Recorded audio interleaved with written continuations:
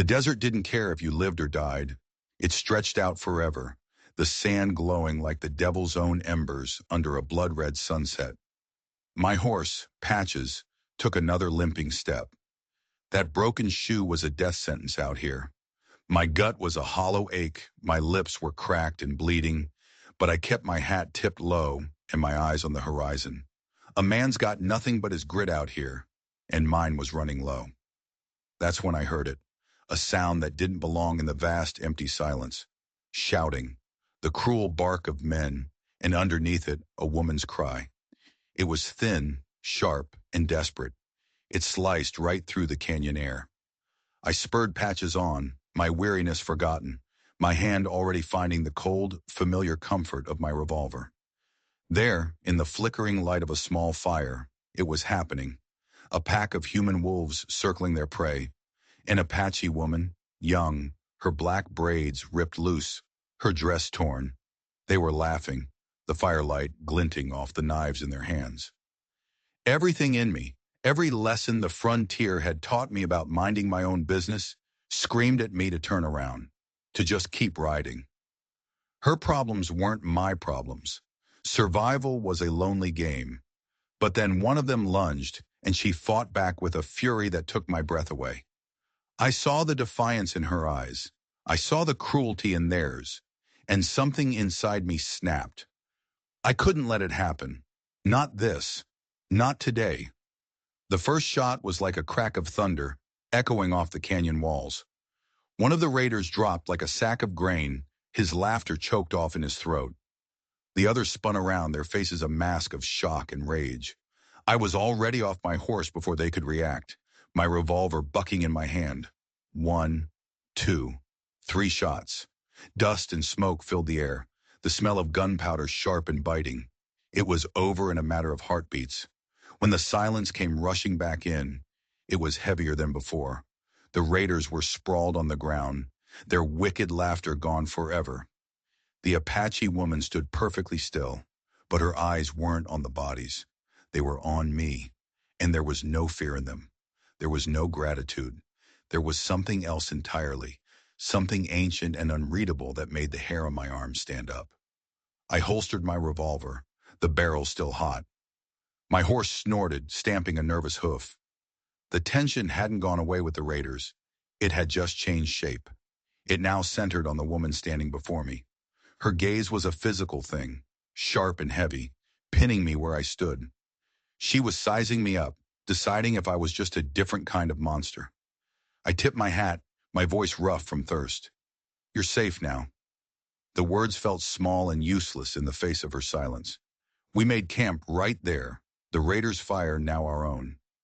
I gathered more wood, my hands moving with a practiced slowness. She sat across the flames, stiff and watchful, her posture radiating suspicion.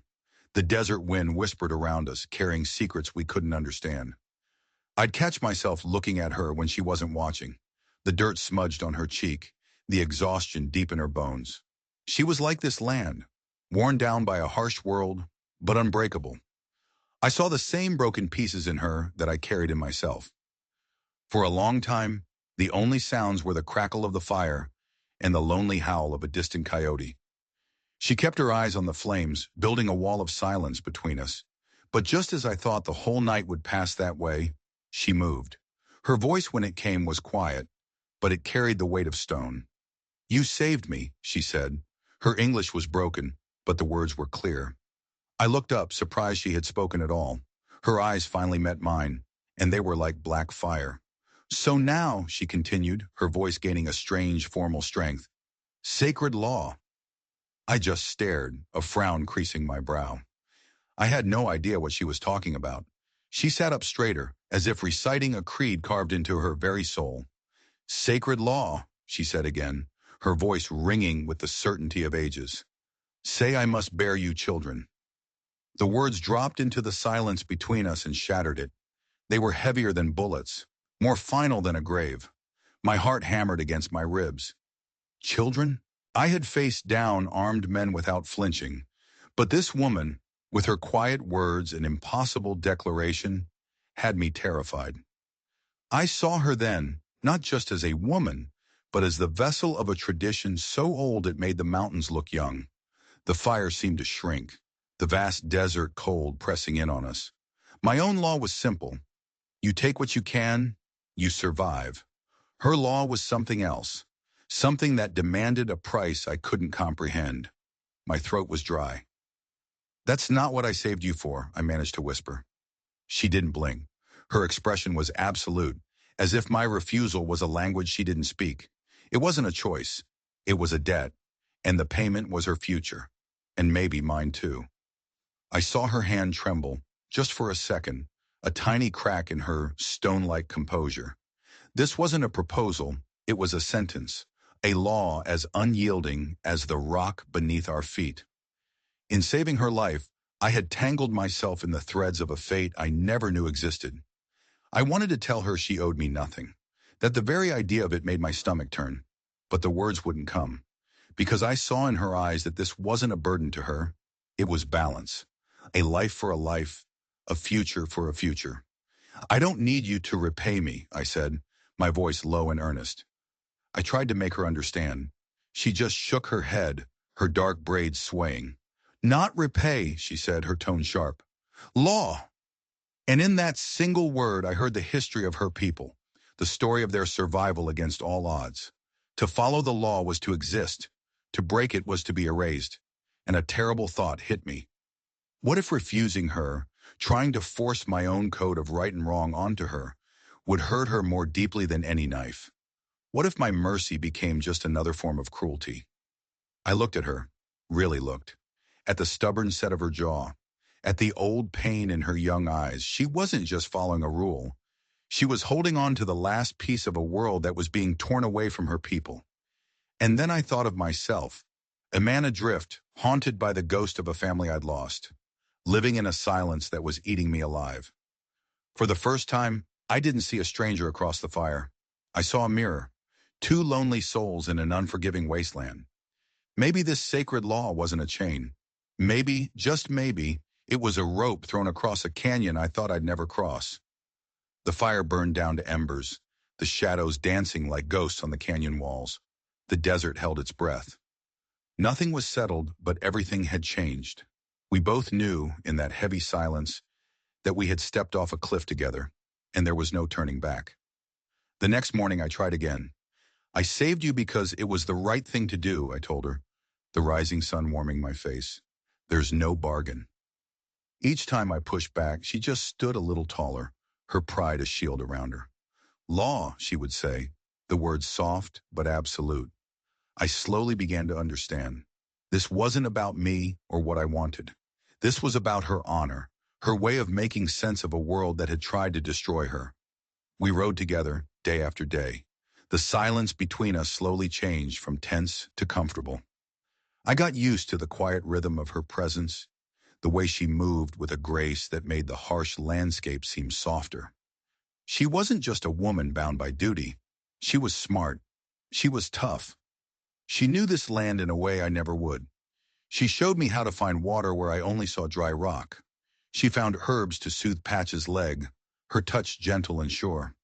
One night I woke to the sound of her humming, a low, haunting melody sung to the blanket of stars above us. The sound filled a hollow space inside me I didn't even know was there. My loneliness began to fray at the edges.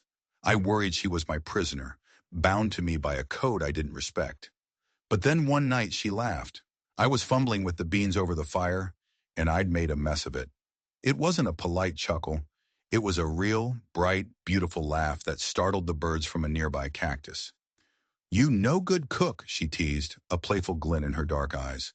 My chest went tight. That wasn't duty. That wasn't law. That was life.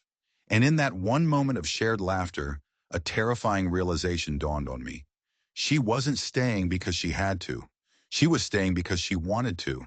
But what she didn't know was the real reason I was out here, alone, running from my own past.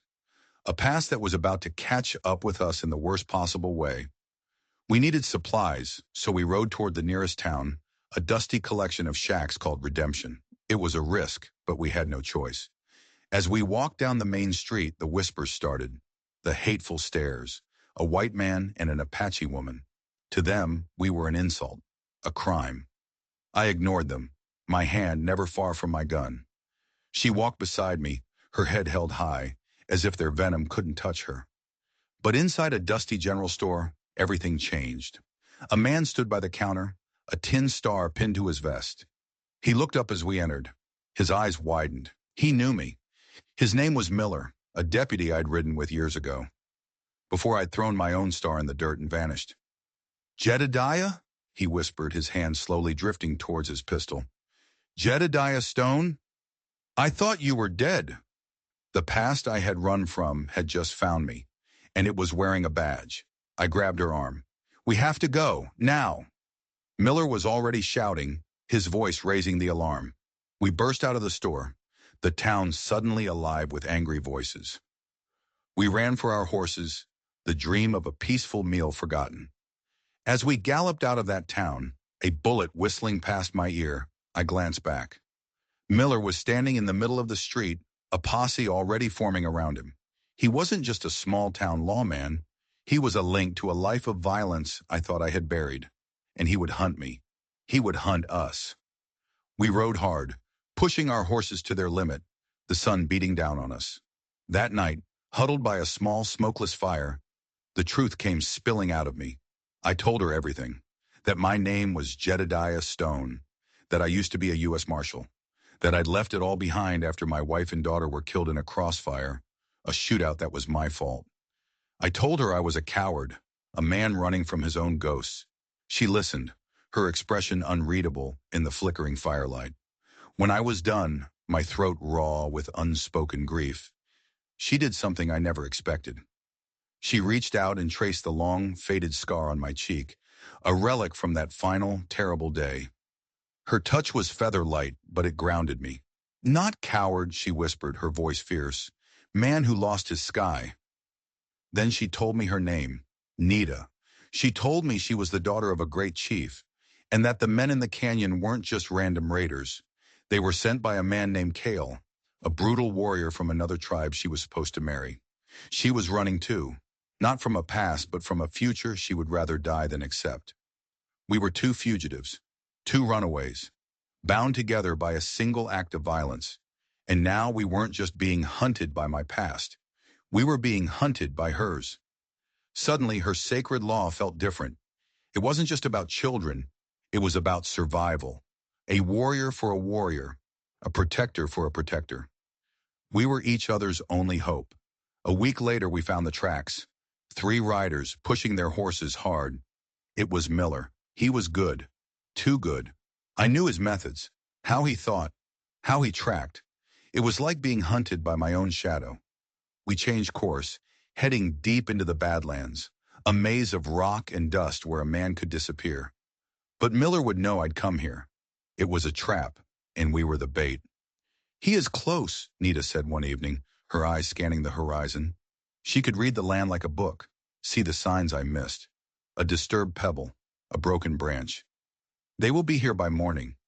Fear, cold and sharp, pricked at my skin. I couldn't outrun him, not with patches still favoring his leg, which meant we had to make a stand. Here, I found a narrow pass, a bottleneck between 2 towering mesas. It was a perfect ambush point, a death trap. We spent the night preparing. Nita, using the skills of her people, set snares made of vine and rock. I cleaned my guns, my movements slow and deliberate, the actions of a man I thought I'd left behind. We were no longer just a cowboy and an Apache woman. We were a marshal and a warrior. As dawn broke, painting the sky in shades of gray and pink, they appeared. 3 riders, dark silhouettes against the rising sun. It was Miller and 2 deputies. They rode into the pass, cautious but confident, and we were waiting. The first rock slide Nita triggered sent one of the deputies' horses screaming, throwing its rider to the ground. In the confusion, I opened fire. The canyon erupted in a symphony of chaos. Gunshots echoed off the rock walls. Horses reared. Men shouted curses. I was a ghost brought back to life, the instincts of a lawman taking over. I moved from rock to rock, firing with a precision that surprised even me. Nita was a shadow, silent and deadly, her arrows finding their marks with terrifying accuracy. One deputy went down with an arrow in his shoulder. The other, the one thrown from his horse, scrambled for cover, but I had him pinned. It was down to me and Miller. "Stone!" he yelled, his voice strained. "Give it up! You can't run forever!" "I'm not running anymore, Miller," I shouted back. We exchanged shots, bullets whining and ricocheting off the rocks around us. He was good, just as I remembered. But I knew this terrain better. More than that, I had something to fight for again. I saw a flicker of movement to my right. Miller was trying to flank me, but he didn't see Nita, perched like an eagle on the ridge above him. She didn't use an arrow. Instead, she let out a piercing cry, the sound of a hawk. It was a signal. For me.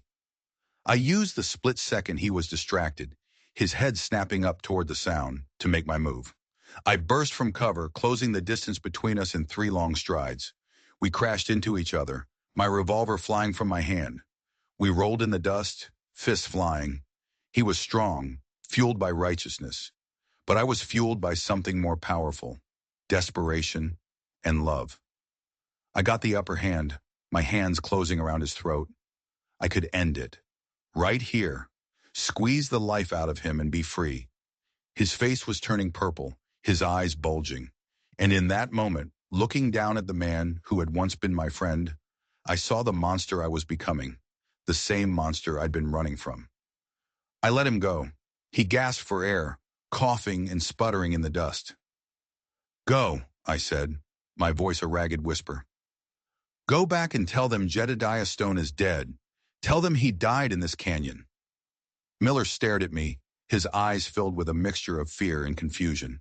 He scrambled to his feet, helped his wounded deputies onto their horses, and they rode away, never looking back. We were safe, for now. As I stood there, catching my breath, Nita slid down from the ridge. She walked over to me, her face unreadable. She looked at my empty hands, then at my face. "You let him live," she stated. It wasn't a question. "He was my friend once," I said, the words feeling hollow.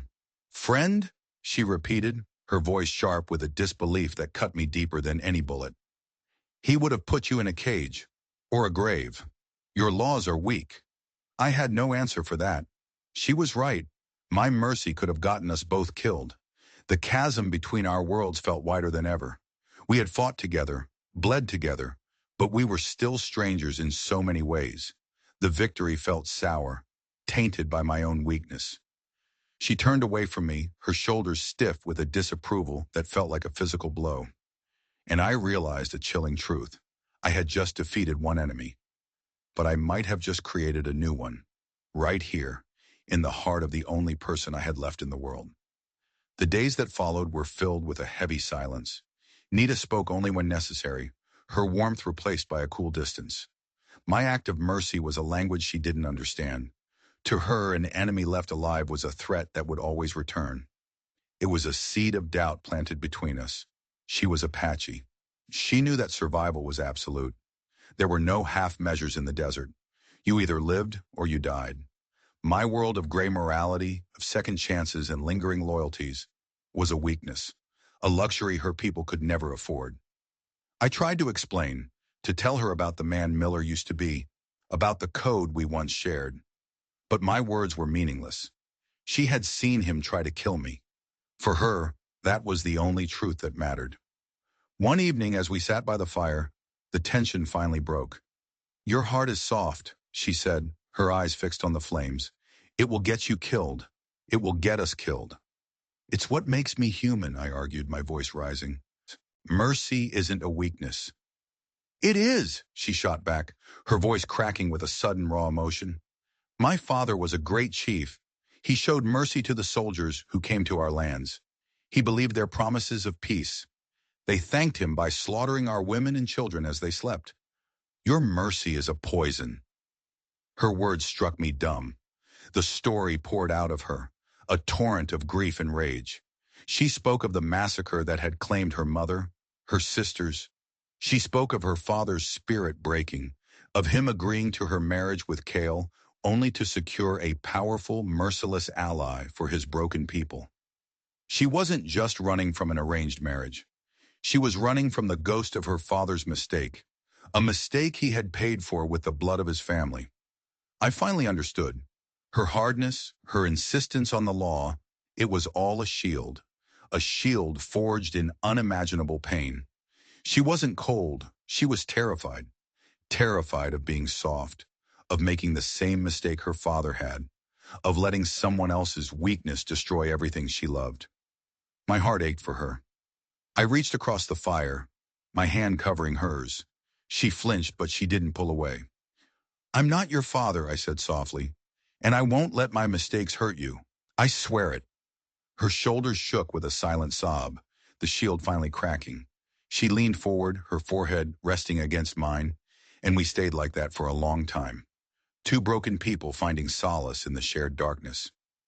The chasm between us was still there, but in that moment we had built a bridge, a fragile, trembling bridge of shared pain. But what we didn't know was that our enemies were closing in. Not just Miller's posse, but someone far worse. Cale. He was hunting her, and he was getting close. We found a place high in the mountains, a hidden valley with fresh water and green grass, a place that felt like a secret paradise. For the first time in a long time, we allowed ourselves to breathe. We started to build a life. I cut down timber, and together we raised the walls of a small cabin. Nita planted a garden, her hands, once so ready for a fight, now coaxing life from the soil. The hard lines on her face began to soften. Her laughter, once so rare, became a frequent sound, echoing through our small valley. We were learning a new language, one of smiles and shared glances, of quiet companionship. The sacred law was no longer a sentence hanging over our heads. It was just us. It was the way she would mend my shirt without me asking, the way I would bring her the first wild raspberries of the season. It was the silent promise to protect, to provide, to simply be there. One night, under a sky overflowing with stars, she turned to me. Her expression was serious, her voice a whisper. "Not debt now," she said. She pressed her palm flat against my chest, right over my heart. This. The word was everything. It was a choice. Her choice. It wasn't about law or repayment anymore. It was about the steady beat of my heart under her hand and the frantic beat of my own in response. I had thought I was saving her, but the truth was she had saved me. She had pulled me from the empty silence of my past and given me a reason to face the sunrise. She was my redemption. As the seasons changed, our small cabin became a home, and soon it was filled with a new sound, the cry of a baby, our son. Holding him for the first time, I felt a piece of my soul I thought was dead come rushing back to life. He had my blue eyes and Nita's fierce spirit. We were a family, an impossible patchwork family, hidden away from a world that would never understand. But peace is a fragile thing in the wild, and our pasts were not done with us yet.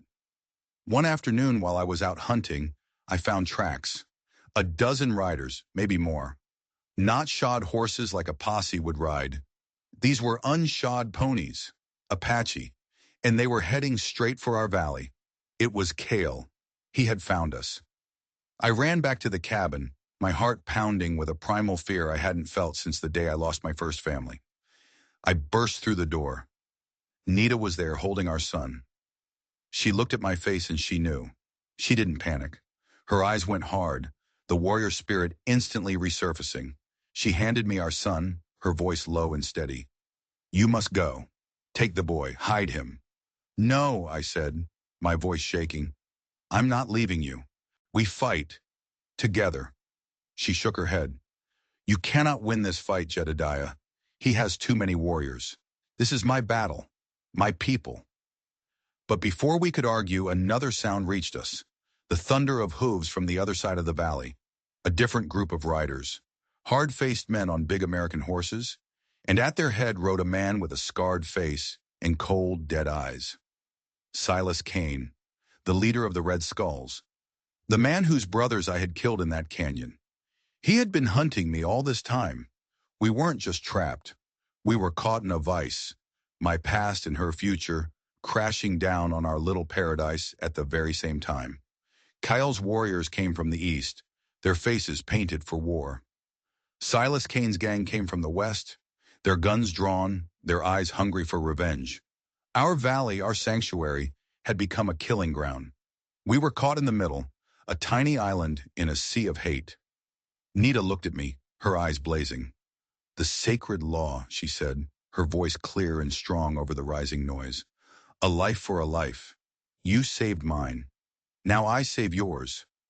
She tried to push me toward the back of the cabin, towards a small escape route we had built into the hillside, but I wouldn't move. "I told you," I said, pulling my revolvers, the weight familiar and terrible. "We fight together, or we die together." A flicker of something, pride, love, fear, crossed her face. She nodded once, a sharp, decisive movement. She grabbed her bow, her knife. We stood back to back in the doorway of our home, our son bundled safely inside. This was it, the final stand. The two groups saw each other at the same time. They paused, confusion warring with their hatred for us. For a moment, nobody moved. The valley was silent, holding its breath. Then Kyle, a massive warrior with a face like a stone carving, raised his lance and pointed it at me. "The white man dies first," he roared. Silas Kane laughed, a harsh, ugly sound. "Get in line, friend. That one's mine." And then all hell broke loose. It was a three-way battle, a chaotic, swirling nightmare of bullets, arrows, and blood. Kale's warriors charged Kane's men. Kane's men fired indiscriminately, cutting down Apache and horse alike. And we were in the middle of it, fighting for our lives.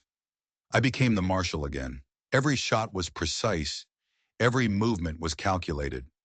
I wasn't fighting for a badge or a law. I was fighting for the woman at my back and the child in our home. Nita was a whirlwind of motion, her arrows flying, her knife a blur. She fought with the ferocity of a mother protecting her young, a warrior defending her land. We moved as one, anticipating each other's actions, covering each other's weaknesses. Men fell. The green grass of our valley was stained red. Kyle, in rage, broke through the line, charging directly at me. He was a giant, his lance aimed at my heart. I fired my last shot, but it only grazed his shoulder. He knocked me to the ground, the lance point inches from my throat.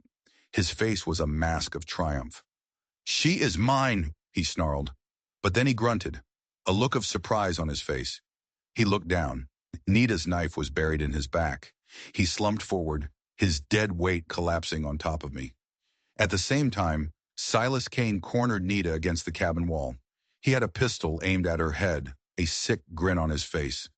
"Time to pay the piper, sweetheart." I was trapped under Kel's body, my guns empty. I was going to watch her die. But then a shot rang out, not from Kane's gun. He staggered back, a red hole appearing in his chest. He looked down in disbelief before collapsing. Standing on the ridge, the same ridge where Nita had perched before, was Miller. He held a rifle, smoke curling from the barrel. He had come back. My mercy hadn't been a weakness.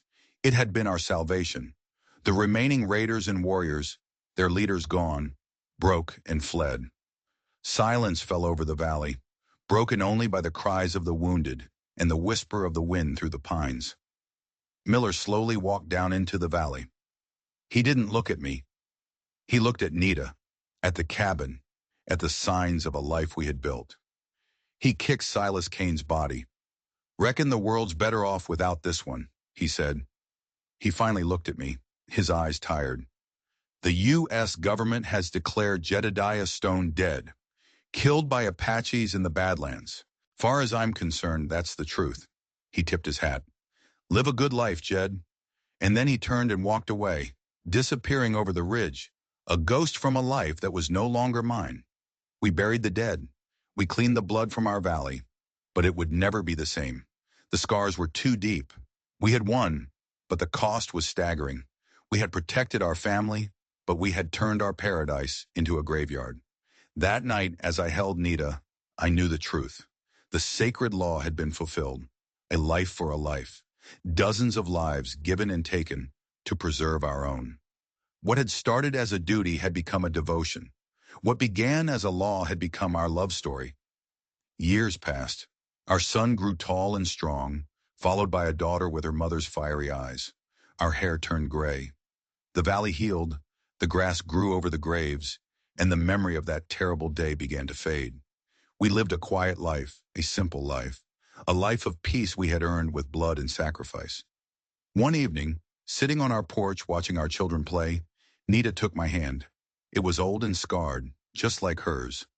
"The law is finished," she whispered. I looked at her, at the love that had bloomed in the most unlikely of places. I smiled. "No," I said, bringing her hand to my lips. "It's just getting started." This story reminds us that sometimes the things that seem like a burden are actually a bridge to a life we never could have imagined. What began as a law became a family. If you enjoyed this story, do us a favor and hit that subscribe button and let us know in the comments where you're watching from. We'd love to hear from you.